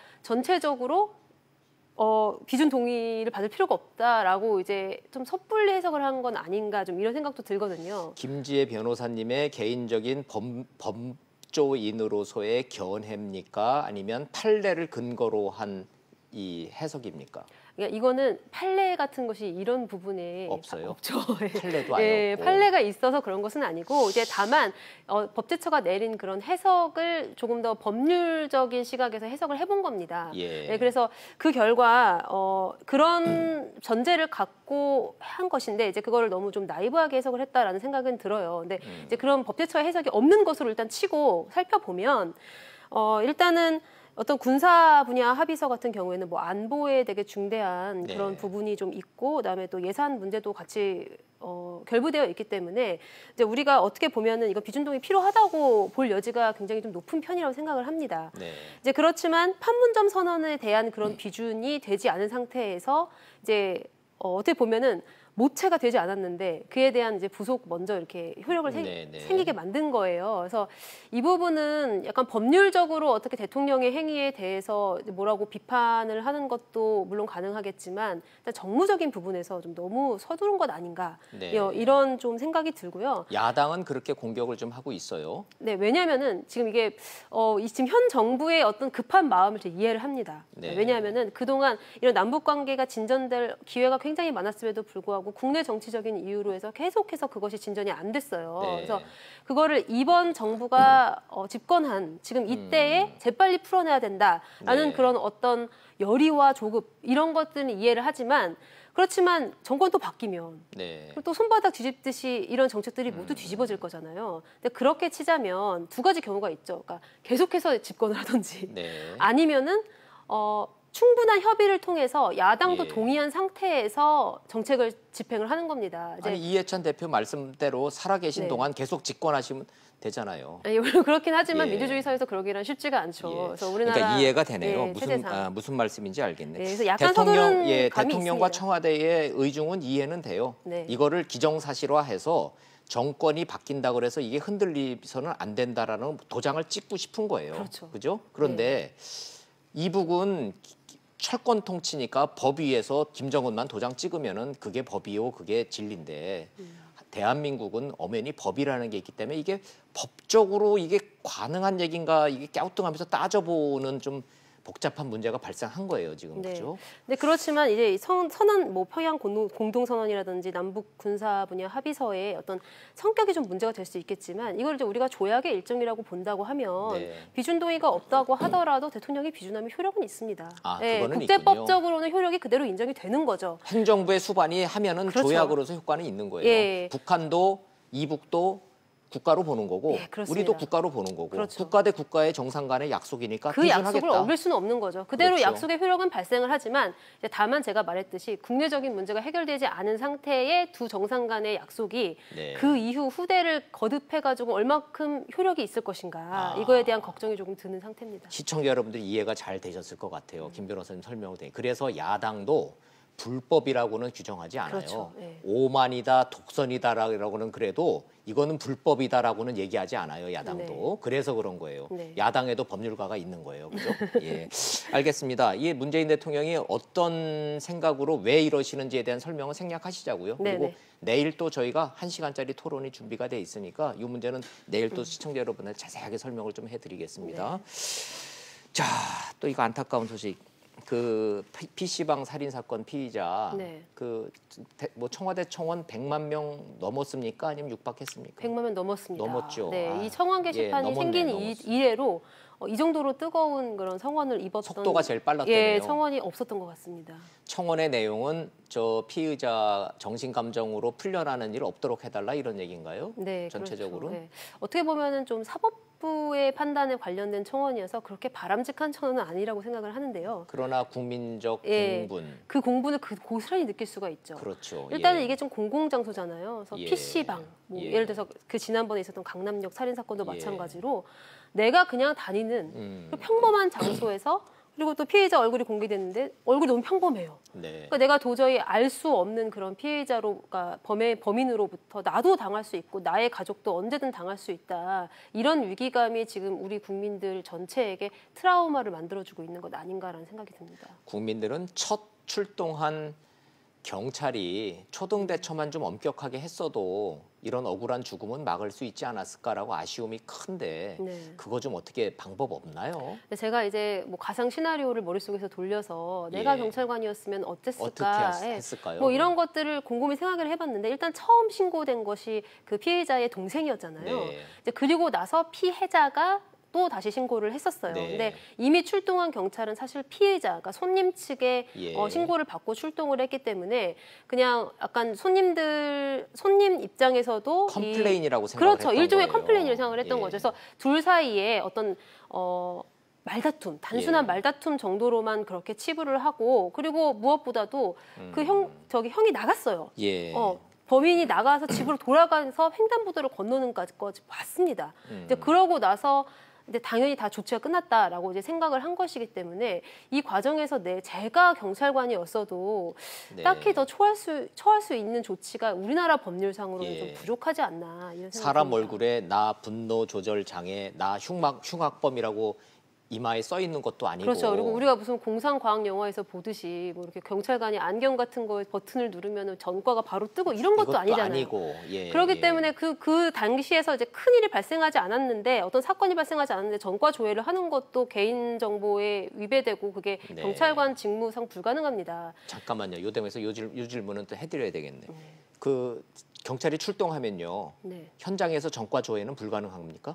그게 법적으로 불가능해요? 이제 현행범이거나 네. 굉장히 좀 중대한 사태가 발생을 했을 경우에만 그것이 가능하고요. 네. 예, 그냥 단순히 말다툼을 한 그냥 행위에게 112 신고만 가지고 출동해서 그걸만 가지고 전과 조회를 하기라는 사실은 없다. 불가능합니다. 어렵다. 예, 알겠습니다. 아하, 참 안타깝네요. 어찌 됐든 이 단돈 1,000원 때문에 네. 이 생태 같은 젊은이가 억울한 죽음을 당한 이 현실에 대해서 국민들이 공분하고 어떻게 좀 방법이 없나 이걸 좀 찾아달라는 청원이 100만 명이 넘어섰는데 네. 이런 국민들의 이런 안타까운 마음에 같이 공감합니다. 저희도 네. 그렇죠. 예, 이렇게 말씀드리는 상황에서 또 장중 코스피가 또 2,100이 무너져서 또 붕괴라 그러고요. 또 금융시장이 많이 흔들린다라는 말씀 좀 전해드리겠습니다. 이게 좀 걱정입니다. 경제 상황 안 좋고 정부가 뭐를 발표를 하는데 코스피가 지금 장중 2,100이 무너졌다 회복했다 무너졌다 회복했다 코스닥도 지금 좋지 않네요. 전체적으로 내림세라 그러니까 금융시장 걱정입니다. 자, 오늘 임재 변호사님 얘기 잘 들었습니다. 고맙습니다. 네, 감사합니다.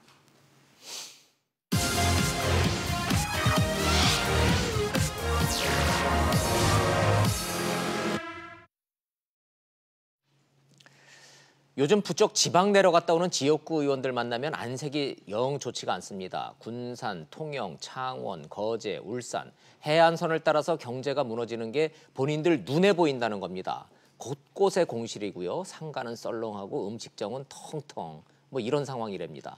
도시가 죽으면 경제가 쓰러지면 이렇게 되는구나. 뭐 실감이 난다는 얘기인데 굳이 통계도 필요 없다는 겁니다. 군산의 GM, 거제, 통영, 조선, 울산 자동차, 한국 경제를 떠받치는 제조업이 1차, 2차 밴드들이 무너지면서 일자리가 뭉터기로 사라지고 있다는 겁니다. 굳이 통계도 없이 눈으로 보인다는 이 현상은 서울과 수도권 쪽으로 올라오고 있다는 게 더 겁이 납니다. 여야를 가리지 않고 국회의원들이 이런 말을 하는 걸 보면 이게 엄살이 아닌 것 같습니다.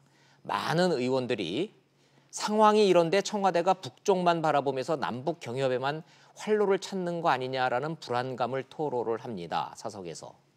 뭔가 방향이 잘못됐다는 불안감이겠죠. 판문점 선언 비준 개인적으로 찬성한다면서도 경제 상황과 맞물려 보면 어떤 실익이 있는 건지 다시 한번 생각하게 된다는 국회의원들의 속내. 들으면 들을수록 제 머릿속도 복잡해집니다. 직설 마칩니다. 시청해 주셔서 고맙습니다.